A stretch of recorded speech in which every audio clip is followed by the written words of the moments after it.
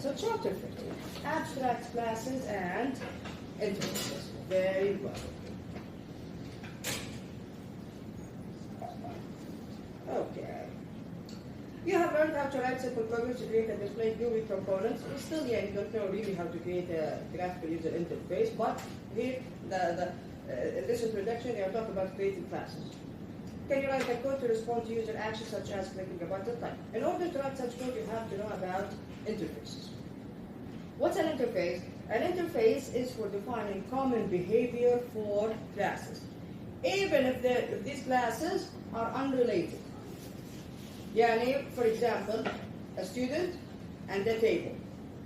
Is there any common behavior between them? You see, these classes are not related to each other at all. So they can never be in the same chain of inheritance. Yeah? Fine. So we can create interfaces to model common behavior for different classes. Now, before we start with interfaces, let's start first with abstract classes. Fine. What's an abstract class? Let's look at this example here. In the UML diagram, how do you know that a class is abstract? You see the name here, the name of the class is italicized. See, this is how I know that a class from a UML diagram is an abstract class. Fine. An abstract class is a regular class. The difference in code, we will see it in a second. In the UML diagram, the name here is italicized. An abstract class may or may not have abstract methods. Maybe I have an abstract class that has abstract methods. Maybe I just have an abstract class with no abstract methods. In this case, I have two abstract methods here. How do I know that these methods are abstract? Again, italicized. You see, in the UML diagram, they are italicized. Right. We will see what an abstract method looks like in code in a second. Right there. What does this mean? This means that any class that extends this abstract class needs to override these abstract methods. If you see here, these methods are getArea and getPerimeter. You see why? Why getArea and getPerimeter in this example? Because we can think that every geometric object has an area and also has a perimeter, correct? Correct? So these things are common between every geometric object. The concept itself is common. However, how to calculate the area, how to calculate the perimeter is different. So what's in common here is each geometric object has an area, each geometric object has a perimeter. How to calculate them is different. So that's why the methods are abstract, and we will see in coding what this means. Circle and rectangle now, since they inherit everything from this class, they will have to override these abstract methods and give them an implementation in their classes. Of course, calculating an area for a circle is different from calculating area for a rectangle. Okay. Since these classes inherit all of the abstract everything, including the abstract methods, you don't need to repeat the abstract methods. So we know that there are getArea and getPerimeter in both these classes. Right, this is in a UML diagram. What does it look like in code? But let's look at the super class, the geometric object. Yeah? Look at the header here. Anything new in the header? Abstract. Very well. Very well. So how do I know that the class is an abstract? You use the keyword abstract before the keyword class in the header. So public, abstract, class, then the class name. Okay? Now this is an abstract class. Type. Again, an abstract class may or may not have abstract methods. Let's go. Okay, nothing is new here. Go down, go down, go down. What is this here? Can you see it? You see these? These are abstract methods. What's different about these abstract methods? Okay. Again, the keyword abstract. Anything else? Nobody. Very good. Not only nobody, there is a semicolon here. This is very important. Nobody at all. Not even you open braces and you close it. Nothing. Nothing. Just put a semicolon. So these methods are abstract. Again, you add the keyword abstract before the return type. Public, private, whatever. You put the visibility modifier, then abstract, then the return type. Void, whatever. Double, whatever. Okay? No body. Nothing at all. You don't even open and close braces. Nothing. Semicolon. Now, each of the classes, circle and rectangle, since they extend this abstract class, they have to override the get area and get perimeter method and give their own implementation of these methods. So if I go to circle now, there you go. Circle, it extends geometric object. Okay, get radius, here we go. Override, get area. Did I tell you about this tag over here? I tell you about that override? Alright. Now, it's important that you add the add override. What was the name here? Was it a parameter or a tag? Well, it's basically what this is for the compiler. To tell the compiler that this method, by the way, is overridden. Like why? Why do we need to tell the compiler that this method is overridden? Just in case you make a mistake in the method. Maybe the return type is not the same. Maybe you have a mistake in the arguments. The compiler will tell you, oh, by the way, this is not overridden now. Yeah? Yeah, see the method, you told me this is overridden. Okay, they have a mistake here. And then maybe the return type or the arguments or something. Okay, so it's important to always have this, I don't remember the name again, type, this word over here before any method that you override. Okay? And of course, this makes reading your code much, much easier. But, so again, there we go. The get area is overridden, and also, where is it? Here we go. And also get perimeter is overridden. The same for rectangle. Right, let's go to the test class now. There we go. Yeah. Inside the test class, I create polymorphism. Remember? A variable of a supertype can refer to an object of a subtype. There you go. Geometric object. Object 1, circle. Object 2 is rectangle. The two objects have the same area. Equal area. Where is equal area? Okay, equal area. Let's look at equal area. Equal area method for comparing the areas. Okay. It receives two objects of the type geometric object. Yeah. Object 1 dot get area, return. Object 1 dot get area double equals object 2 dot get area. Question. Why did we not have to cast the objects here? Why did we not cast them? Who has a get area method? Very good, very good. The compiler, again, remember I told you, we need casting because the compiler checks the class. The compiler is like, wait a second, let's see, geometric object, geometric object. Get area, get area. It goes to the geometric object. This is geometric object. This is geometric object. Goes down. How? Where? Is there get area here? Yes. Even though it's abstract. Doesn't matter. For the compiler, as long as the method exists there, regardless of what type it is, it will let you run the code. If the method does not exist in the superclass, then you will have to. If the method only exists in the subclass, then you have to cast the objects. Type. So here we go. See? Get area. See? Here we did not have to cast the objects. Why? Because the method is already in the superclass, even though it's an abstract class. Common behavior. Again, common behavior between different types of objects. طيب. Display circle. Okay, again, display receives a geometric object. Here we go. Area is object dot get area. Did I have to cast the object? No, because geometric object, the superclass, has a get area method. Object dot get perimeter. Did I have to cast the object? Again, no, because again, the superclass geometric object has a get perimeter method, even though it's abstract. طيب, when is it decided which method is going to be executed? When? Who decides that? Can you run the abstract method? Nothing. There's nothing in the abstract method. So it decides that dynamic mean يا تحف. Dynamic binding. Remember, the Java virtual machine decides which method to be executed during runtime. So when this is run, Java virtual machine goes, oh, this area, where? Which object is this? This is actually a circle. So it goes to the circle class and calls the method from there. Remember that? This is in the previous chapter. When is the exam? Wednesday. How many zeros, inshallah? How many? Where are you going? Surah. Okay. So this is abstract classes. Very well. Yalla, let's continue. Now let's learn some rules about using abstract classes. Abstract method in an abstract class. An abstract method cannot be contained in a non-abstract class.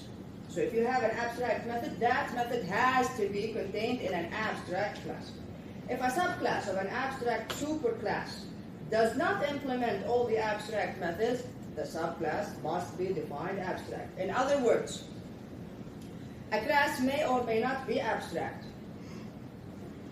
However, if you have at least one abstract method in a class, that class must be abstract. Okay, we can't have a regular class with abstract methods. Okay? An abstract class may or may not have abstract methods. But if you have an abstract method, then the class must be abstract. Type. Superclass, abstract with abstract methods. Subclass inherits all of the abstract methods. The subclass has two options. Either implement the abstract methods, override them, give them implementation, or be also abstract. Again, because it inherits all of the abstract methods from the superclass.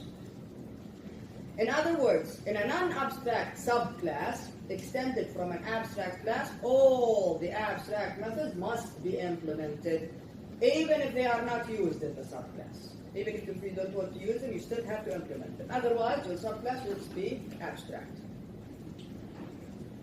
Type. What is the point of using an abstract class? Other than having methods, meaning modeling similar behavior between classes. You cannot create an object from an abstract class.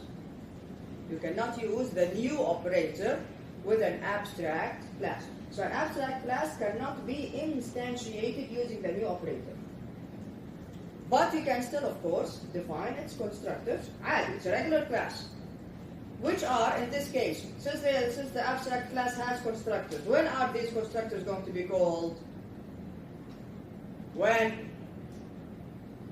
Again, abstract class, I cannot create an object from it. Still, it has constructors, it has everything. Type, since I cannot create an object from it, when are these constructors going to be called? When I create an object, when I create an object from a subclass, remember? Constructor chaining, when I create an object from a subclass, the constructors of all of the superclasses are called.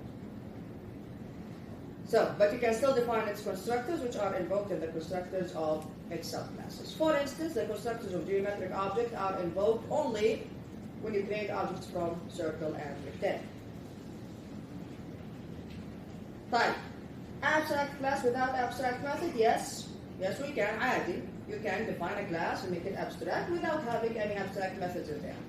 A class that contains abstract methods must be abstract. However, it is possible to define an abstract class that contains no abstract methods. Type why? In case you don't want whoever is using the class to create objects from it. Yani, if you want whoever is using the class to only extend it, to only have subclasses from your class, go ahead and make it abstract. This is what we call a base class. Meaning anyone who is going to use it can only extend it. That's it. Cannot create objects from it. So however, it is possible to define an abstract class that contains no abstract methods. In this case, you cannot create instances of the class using the new operator. This class is used as a base class for defining new classes. Like a template, you can say. You can say. Type. If I have an abstract class, what about the superclass of it? Does it have to be abstract? No, of course not. Geometric object just now is an abstract class. Who is the superclass of geometric object? Oh, very good. The grandfather of all classes, the object class. Object class is not abstract. It's a regular class, concrete. We call it concrete. So a subclass can be abstract even if its superclass is concrete. For example, the object class is concrete, but its subclasses such as geometric object may be abstract. Right there. Can I override a method and make it abstract? Yes, you can. You can. A subclass can override a method from its superclass to define it abstract. This is rare. This is rare. In this case, your subclass must be abstract. Useful when the implementation of the method in the superclass becomes invalid. You don't want anyone using this subclass to be able to call that method from the superclass, override it, make it abstract. In this case, of course, the subclass must be defined abstract. Okay. Now, we said that we cannot create objects from abstract classes. You cannot use the new operator. Still, they can be used as types. Remember polymorphism? Remember? Just now in the example, we created a variable of a supertype, which is geometric object, referencing a variable of a subtype, which is rectangular. And we can use it as a type. We cannot use it with the new operator to create an object, but we can use it as a type. So you cannot create an instance from an abstract class using the new operator. You can still use it as a data type. Therefore, the following statement, which creates an array whose elements are of geometric object type, is correct. Look at this. Look at this array. Geometric object, geo, new geometric object. How many geometric objects can I have in here? 10. Did I actually create an object of that type geometric object? No, I only created an array, only a container, not to actually create an object. طيب, based on our example, what objects can I have in this array? What objects can I have in this array? Very good. Only circles and rectangles. Here we go. Again, circles and rectangles. We can create objects from them using the new operator. They are not abstract. And all of them are subclasses of the abstract class geometric object. That's why I can add them to this array. Because each slot in this array is of which type?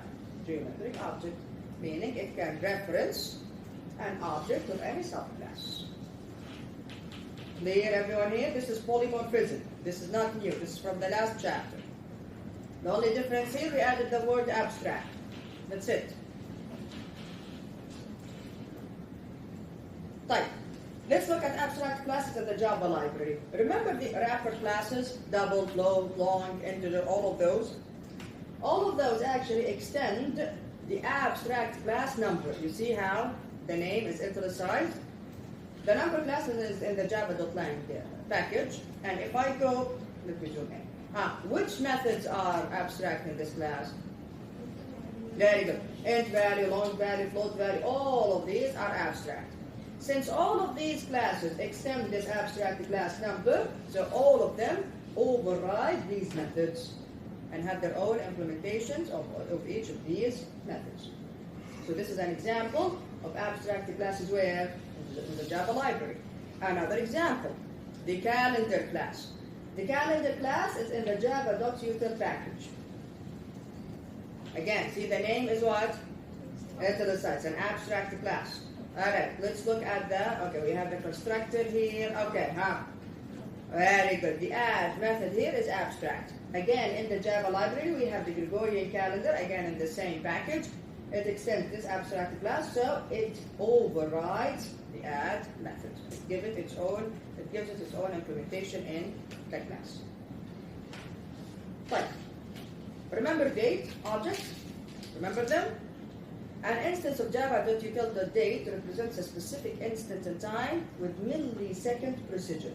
If you remember, when you create a date object, if you don't pass anything to the constructor, it creates a date with the current date and time, okay, with the system time.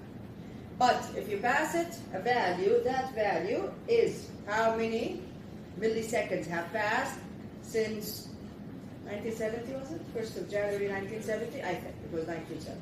Alright? So you can create a specific date using that value. Type here. This is good. Very well.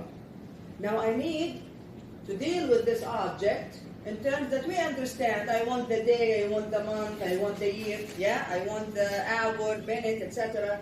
You can then use a calendar object. Here we go. So java.util.calendar is an abstract class base for extracting detailed information such as year, month, date, hour, minute, and second from a date object.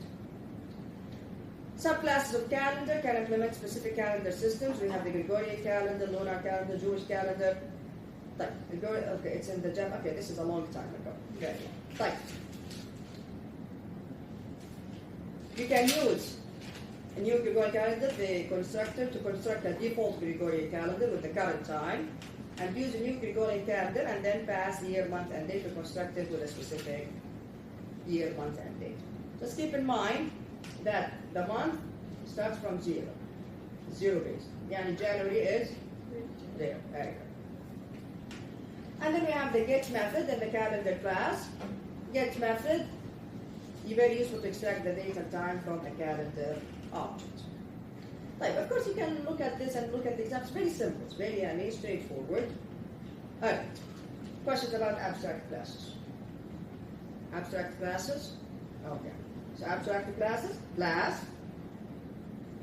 The keyword is abstract in the header. May or may not have abstract methods. Done. There we go. Done. Any subclass from it must implement the abstract methods. Done. Good. What about interfaces now? An interface, look here, it's not a class anymore. It's a class-like construct. Class-like is a class-like construct that contains only, this is very important, contains only constants and abstract methods. That's it. No constructors, no regular methods, no regular data fields, no nothing. Okay? What does it contain? Only constants, meaning using the final keyword, and abstract methods. That's it. That's an interface. In many ways, an interface is similar to an abstract class, but the intent of an interface is to specify common behavior for objects. Not just objects, objects that are not related to each other. For example, you can specify that the objects are comparable, edible, clonable, using appropriate interfaces. When we create an interface, we always give it an adjective name.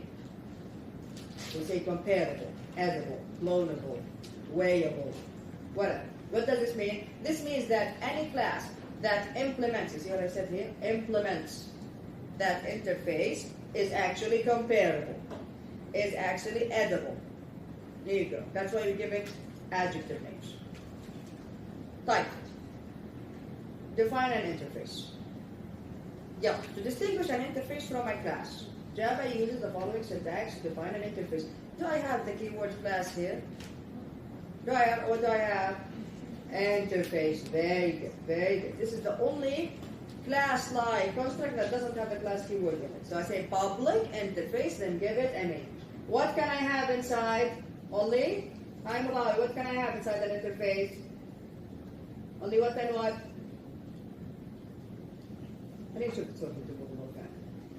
Only constants and abstract methods. Example.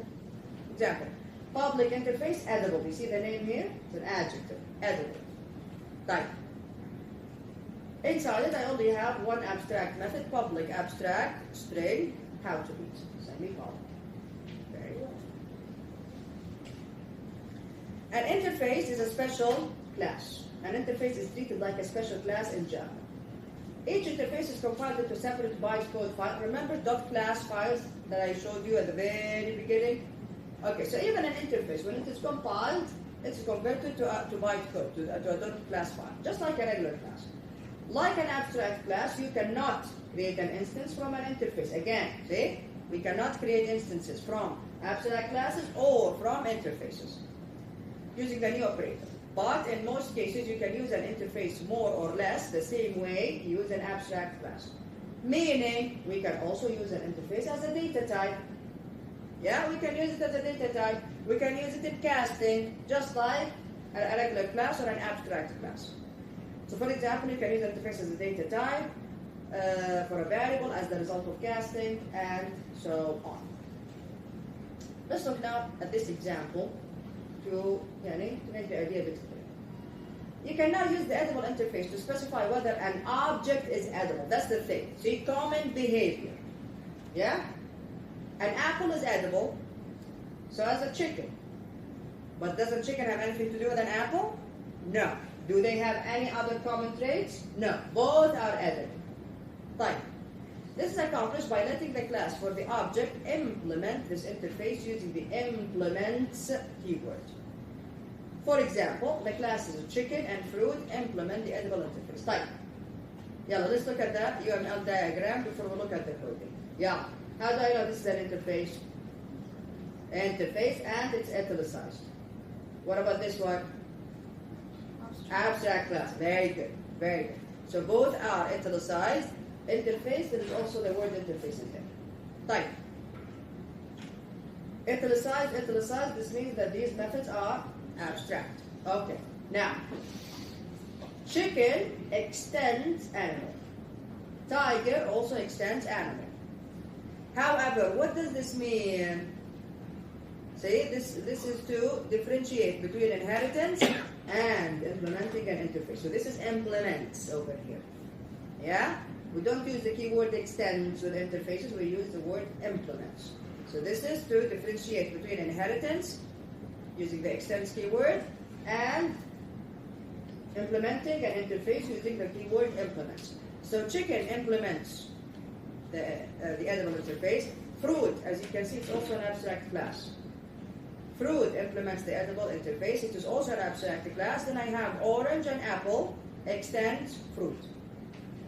Since orange and apple both extend fruit and fruit implements edible, this means that orange and apple both implement the edible interface. See the chain now? So fruit implements edible. Orange and apple extend fruit. They inherit everything from fruit. Since this one implements the interface, it takes everything from that interface. It will also pass it down to any subclasses. So both orange and apple also implement the edible interface. Type. Let's look at the code and we'll understand a bit more. Type. Let's look at the interface first. This is edible. It's a very simple example. Very simple. Here we go. Public interface edible. It has only one, no constant value. Only one abstract method. Public abstract returns a string. How to eat. Done. Yeah. Let's look now. Test edible. It has the other classes. Okay. Yeah, let's look at the other classes. Yeah, animal. If you remember, animal, abstract. See it? It's abstract. So, abstract class animal. It has private double weight, get weight, set weight, and it has an abstract method, sound. Type. Then I have chicken. Chicken extends me, look at it. Chicken extends to animal and implement to edible. Yes, that's okay. Very well. There we go. Chicken extends animal. This is how you write it. Chicken extends animal, implements edible. By the way, you can implement more than one interface. You can implement 10 interfaces, no issues. Remember with inheritance, what did I say about inheritance? I said you can only extend one class. So after the word keyword, the keyword extends, you can only have one class. But after implements, you can have multiple interfaces, no issues. Edible, comma, another interface, comma, etc. Okay? This is how, in Java, we solve the issue of multiple inheritance. In Java, I can only extend one class. I cannot extend more than one class. So what do I do if I want more stuff in common? Then implement interfaces. Have interfaces that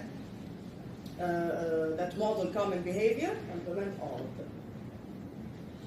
Right, so class chicken extends animal, implements edible.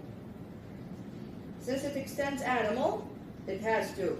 Sorry, since it implements edible, it has to override the how to eat method. And since it extends animal, it has to override the sound method. All of the abstract classes, methods. Yeah, override, how to eat. This is from the edible interface. Return chicken fried. Override sound. Return chicken.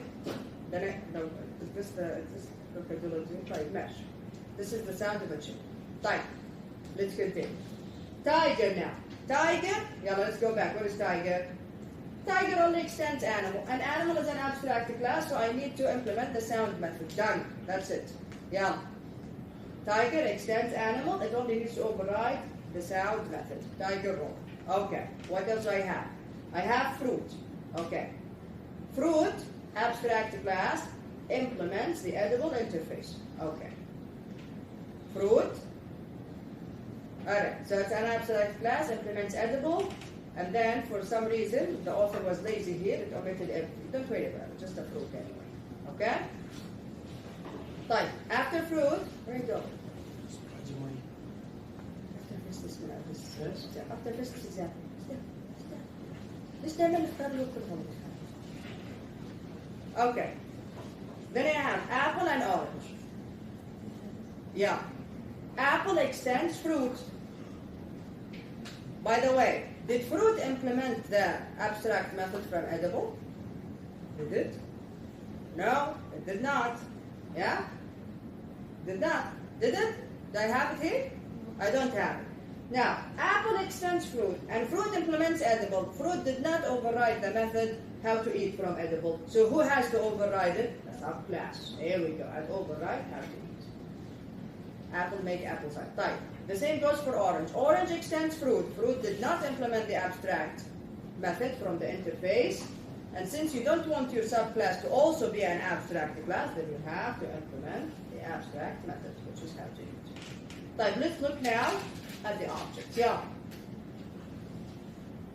And here we have something very important that I need you all to understand clearly.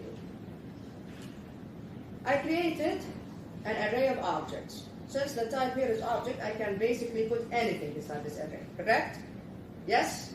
Yes? Very good. Inside it, again, this is pure polymorphism. Inside it, I have tiger, chicken, and apple. Okay. For int is 0, I this line objects.length, I plus plus. Here we go. If objects at I, instance of edible. Let me make how the instance of operator word very clear. Now, instance of will return true if you are checking if the object is of its actual type, an instance of tiger, instance of chicken, instance of apple, or any other class in the inheritance chain, or any other class in the inheritance chain. Yeah. Tiger is instance of tiger. It's also instance of its superclass animal. And if the subclass or the superclass implement any interfaces, it's also instance of that interface. You understand how instance of works? So instance of works return true for any class in the inheritance chain, including any interfaces. So, instance of edible. Who is edible? Tiger is edible? No. Because tiger does not implement the edible interface, and animal, its superclass, does not implement the edible interface. Chicken is edible? Yes, because the chicken class implements the edible interface.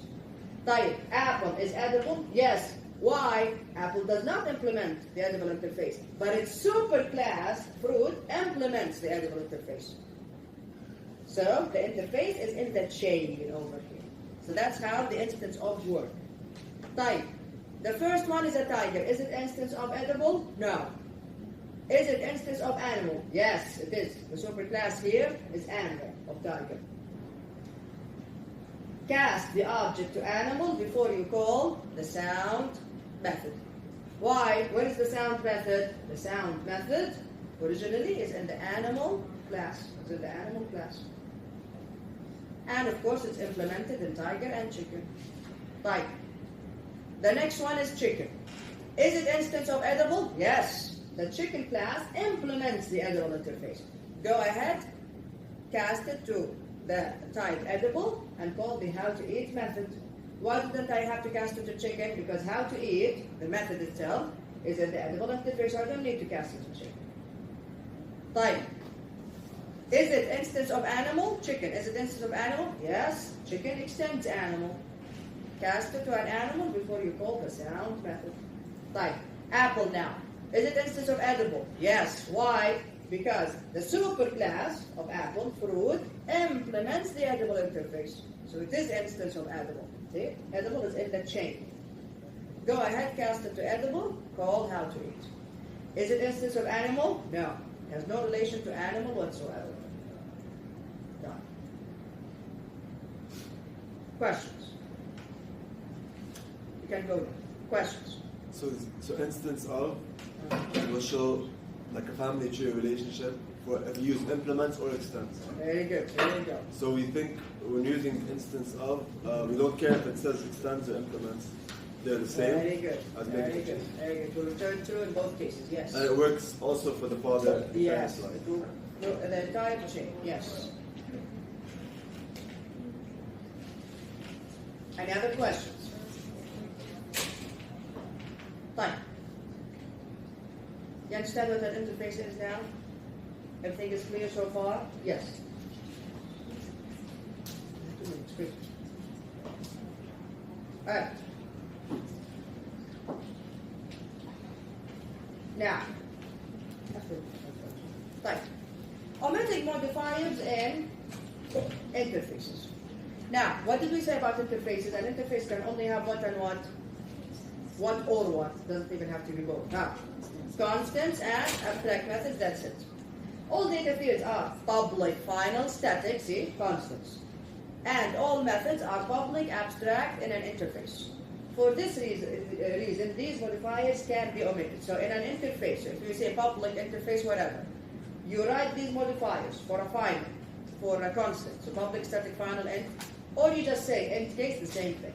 It will always be treated as a constant, because all of them are constants.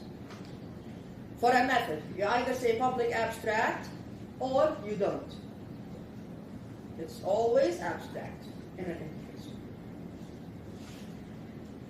Of course, a constant defined in an interface can be accessed using the syntax, of course, the interface name dot the constant name. Okay. Now, let's look at one of the most important interfaces in the Java library. Remember the compare to method? Remember it? If you noticed, a lot of the classes in Java have the compare to method. Where does it come from? The compare to method comes from the interface comparable. Where is the interface comparable? It's in the java.lang package. Okay? The comparable interface is in the java.lang package. But when I make my class implement the comparable interface, I am basically telling the Java virtual machine that my objects are comparable. They can be compared to each other. Because not every objects from classes can be compared to each other. Unless okay, if you're comparing circles, what are you really comparing? Radius. Now give me something that you cannot really compare. Okay, if you're comparing students, what are you really comparing? See, you understand what I'm saying here? So not every class must implement the comparable interface. Okay? This is up to you. This is a design decision. Okay. If I look at the comparable interface in the Java library, we go public interface comparable. It's what do we call this? What is this? Remember from array lists? What do we call this? Generic, the generic interface. Remember this?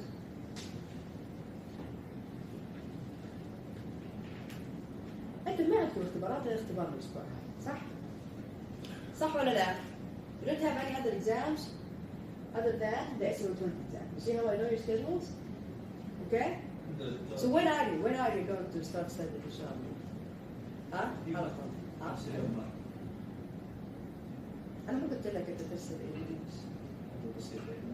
كيف يعني؟ ما بعرف كثير مرة بالنسبة لي. كل هذا 15. وقلت هذا التقارن؟ إيه مستحيل حيغير شيء اثنين باقي يومين. عادي كان طيب ماشي. أوكي. غير ال 15 نفر اللي تتكلم عنه طلال. Do you have any other exams this week? No. So what are we doing? Waiting till Tuesday يعني? After midnight to study? قولي يا تحف. This is a generic interface, meaning it can accept any type of object here. Okay, and this is the compare to method. It's of course, it's an interface, so it's an abstract. Public int. If you remember, the compare to method returns an int value. It can be positive, negative, or 0. Yeah? 0 means the two objects are equal. Okay, depending on what you are comparing. Positive, the first object is greater than the second object. Negative, the first object is less than the second object. Remember this? This is what compare to method, and this is how we dealt with it in the string class. Type, another thing. Remember arrays.sort, the sort method from the arrays class. What about max and min? The max method and the min method from the collections class. How do you think they work? And how are they working? How can I use max and min with an array list, and then these methods tell me which object is the maximum? How is it going to know what values to compare to each other? The same goes with sort. Sort, it's sorted, right? In ascending order. Sorting what exactly? If your class implements the comparable interface, in other words, it implements the comparable interface and overrides the compare to method, the compare to method is then used with max, min, and sort. How do you tell the Java virtual machine that I can use max, min, and sort with my class, with my objects? How? If your class implements the comparable interface. Halas. You tell the Java virtual machine, by the way, my objects are comparable. This way, I can use the sort method with an array of my objects. Or I can use the max method with an array list of my objects, or min method. Any method. There is search method. There is lots of methods that depend on, that use compare to. Type. Wait. Yeah. So interfaces, when you implement them, Not change- any interface. This one is from the Java language. but this one changes how other methods and functions work. Yes. It's not like they change. It's like you flag your class. By the way, I can use the sort method because let's say مثلا you have a compare to method in your class but you did not implement the comparable interface. You create a compare to method without implementing the comparable interface. How will the sort method in the arrays class know that it can do the sorting with your objects? It won't. It won't, exactly. Even if you have a compare to method. So inside the sort method, it has a check if comparable, like something. For Yeah, example? Okay. something like that. You can go ahead and look at the coding for that. Okay? But it checks. It checks if your class implements the comparable interface or not. Type. ToString equals hash type. Each wrapper class, why is this here in the middle? But no issues. Each wrapper class overrides the ToString equals and hash code methods defined in the object class. We did not talk about the hash code method. Since all the numeric wrapper classes and the character class implement the comparable, here we go. This is what happens. All of the wrapper classes implement the comparable interface. Not only the wrapper classes. String class. The string class also implements the comparable interface. That's why they all have a compare to method. The compare to method is implemented in these classes. Type. Here we go. Here you go. This is an example from the Java library, but you can do exactly the same with your class itself. Yalla, let's look at this. If I go to the Java library, I look at the integer class. You remember, the integer class is a wrapper class. It extends the number abstract class and implements the comparable interface. This is how you do it.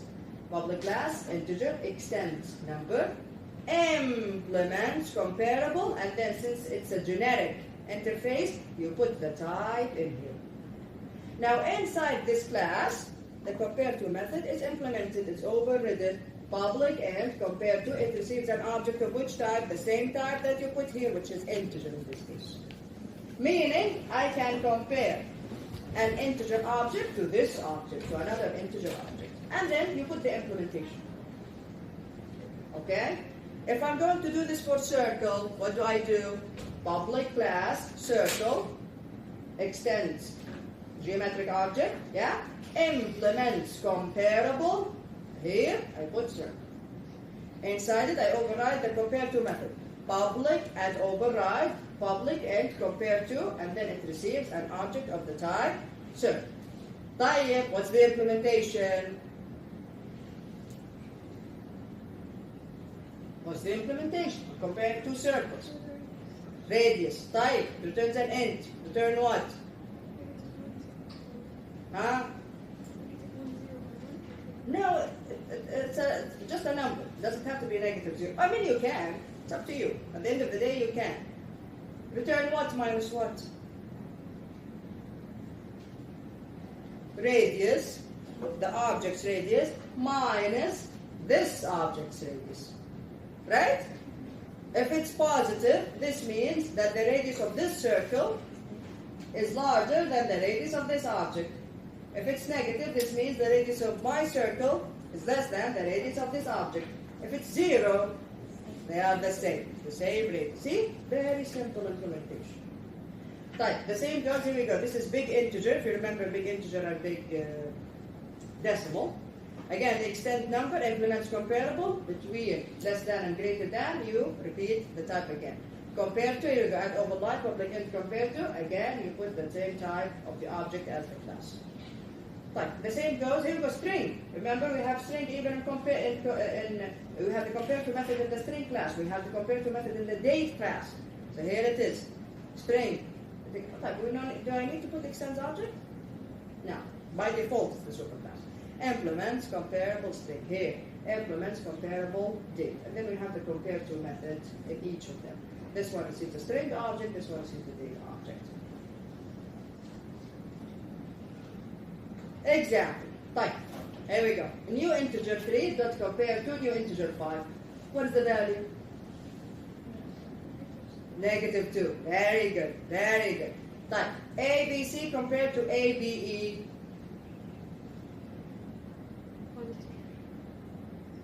C and E. Negative again. Negative. Whatever ASCII code for C minus whatever ASCII code for E. Remember, the string class use the ASCII code. Type.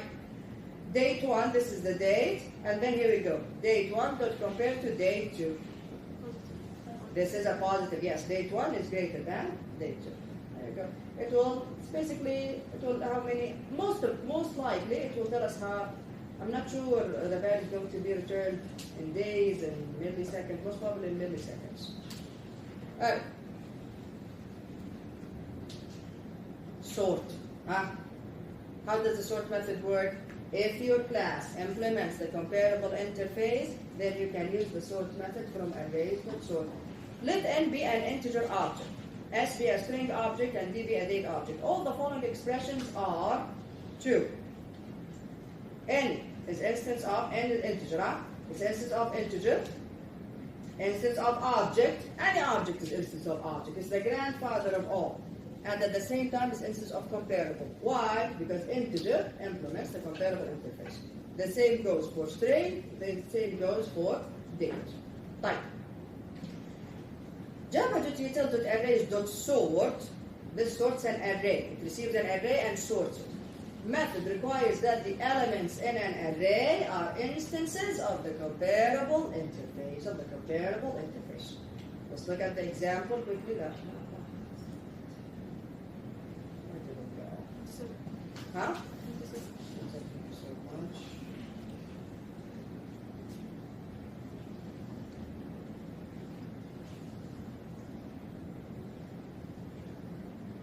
Today. Here we go. Very simple example. Alright. I have an array of strings. I can use java.util.arrays.sort. Why? Because the string class implements the comparable interface. So the sort method uses the compare to method to compare the objects. Otherwise, how is it going to sort them? Type. Huge numbers from big integer. Yeah? New big integer.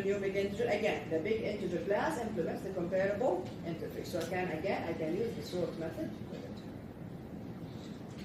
Very good. And you can do the same for any of your classes. It's very helpful, by the way. طيب, defining classes to implement comparable. خلاص يعني وصلنا للنهاية. Alright. Here we go. Defining class to implement comparable. Geometric object. Rectangle extends geometric object. Comparable rectangle extends rectangle. We can have comparable if you don't want any rectangle. Again, this is a design decision. Comparable rectangle will implement the comparable interface. Okay? meaning it will implement the compare to method. But let's look at it. Comparable rectangle, there we go. So public class comparable rectangle extends rectangle, implements comparable, and then between less than and greater than, you repeat the type, which is comparable rectangle. Alright. We have the constructor here, receive double and height, just send it to the super constructor, override compare to. Yeah.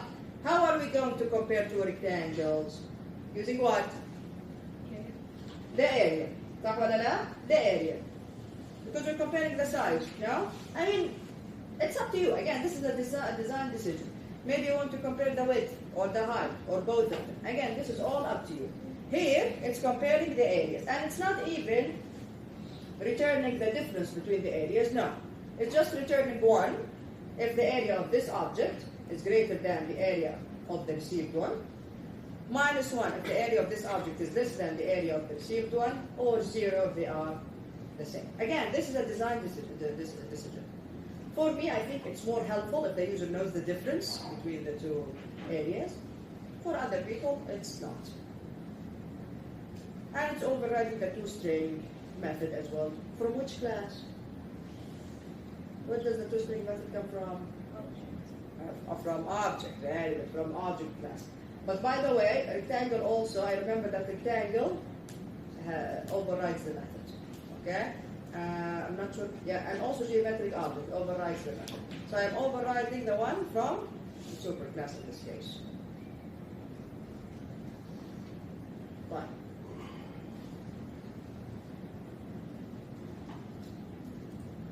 Sort rectangles. Now, since comparable rectangles implement the comparable interface, now we can create an array of comparable rectangles and then use the sort method with them. It will sort the array. Okay? You know what sorting the array means? It actually changes the elements inside the array, yeah? By creating another array, by the way. It creates another array. So this is how the sort method works. The sort method creates another array and then adds the elements from the original array to the new array. And then fix the references. It's as if it changed the array itself. You know that yani, it's playing around yani, with the elements inside the array. Okay? Okay?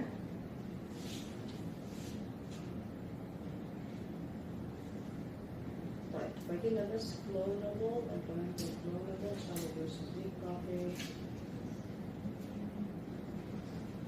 And that's it. Right, okay. We can finish this inshallah on Wednesday. The clonable interface again is another interface in the Java library. What does clonable mean? If I say a class is clonable, implements the clonable interface, meaning their objects can be cloned. There you go. Meaning I can create copies of these objects. Here we go. Here we go. Right. Questions about today's class? Questions? Any questions? See you all on Wednesday? Inshallah. Okay? I'll try my best to keep the class brief on Wednesday so that you can all, maybe, I don't know, feel loose before the exam. I don't want you to feel anxious. That's what I'm trying to say. Okay? Okay? Yeah. I'll see you all on Wednesday.